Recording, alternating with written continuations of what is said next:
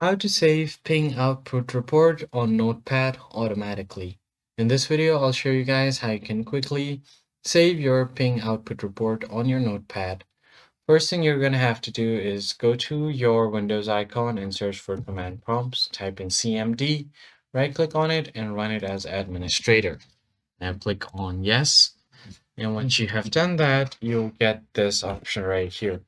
Now you're going to have to make sure where you want to save your actual file. So let's say if you want to save it on your C drive, what you can do is go to your command prompt and then type in this command right here. You're going to have to type in ping, your IP address and website, -t, then greater than C. And once you have done that, you will type in your file name and then .txt. So I've already prepared this text. So let's say if I want my ping for google.com, I want to save it on my C drive as pingtest.txt. Let me just go ahead and paste this right here. Now all you have to do is run this command.